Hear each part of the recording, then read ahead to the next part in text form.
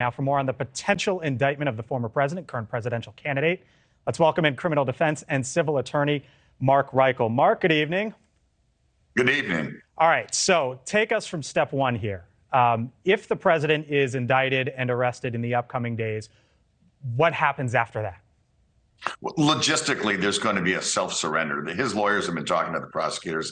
Obviously he's not a threat to leave the country or something like that. And I think it's long past the time for any obstruction of evidence or destroying evidence. So there'll be a very civilized kind of self-surrender. We'll send you a date and time. Please show up. The security will be there. Be real quick. It's just an arraignment. If he's actually arraigned this week, they tell you the charges. They ask you who your lawyer is going to be, and then they set another date down the road. They may set a bail. They may say that it's not a case where bail is required. It's a white-collar crime that allegedly happened almost 8 years ago. The uniqueness of this is that the Secret Service would be involved. They guard the former president of the United States nonstop around the clock. How would that work with the Secret Service potentially having to hand over a former president? We've never seen it, okay? We've never seen this before. But I honestly am a big believer in the American rule of law that always prevails. I think it'll be a very civilized manner in which it takes place, something we'll be proud of. If he's charged with this crime in New York, he's going to come to a New York State courtroom, okay, which is not a federal courtroom. He's no longer the president, so he's a regular citizen. This is something that took place before he was the president. Right. So it's just going to be justice taking care of itself. Mark, what do you actually make of the case? Because at the end of the day, if there's an indictment and an arrest, then there would be legal proceedings after that.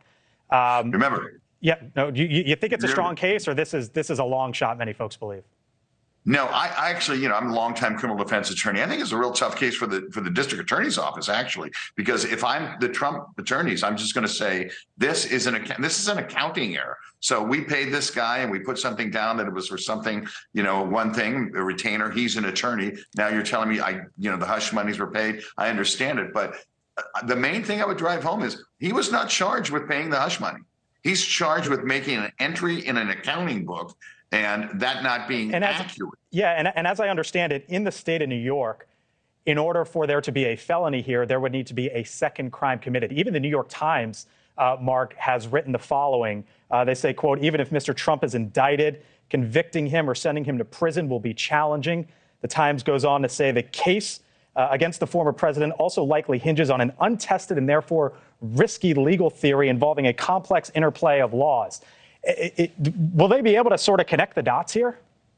His defense team is going to demand that this go before a jury. If they don't get it dismissed beforehand by a judge, they're going to want to have a jury try to completely understand the prosecution's theory beyond a reasonable doubt that the individual, the former president, knew what he was doing was a crime. So, he may have known the acts that were going on, the facts that were physically taking place, but did he know this was illegal? No, it was a crime beyond a reasonable doubt. And no, it was a crime in New York to do this, not a federal crime, a crime in New York to do some kind of accounting error.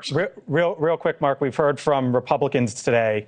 Back President Trump. Take his side here. For example, if we could show that tweet, the number 2 in the House, Steve Scalise, saying today, quote, he wrote the following on Twitter: the Manhattan DA refuses to prosecute violent criminals terrorizing citizens on the streets and instead wasted taxpayer money on a political vendetta against President Trump. No wonder hundreds of thousands escaped from New York.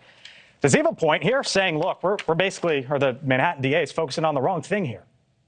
No, both have to be prosecuted. Election integrity is the bedrock of America. We have to feel confident. We have to feel, confidence in our elections. So if there's cheating in an election, that has to be prosecuted. Not saying that happened here, but that has to be prosecuted when the evidence is there. Street crimes like that also have to be prosecuted. But you can't really pick one over the other and say he's selecting one. You've got to prosecute both.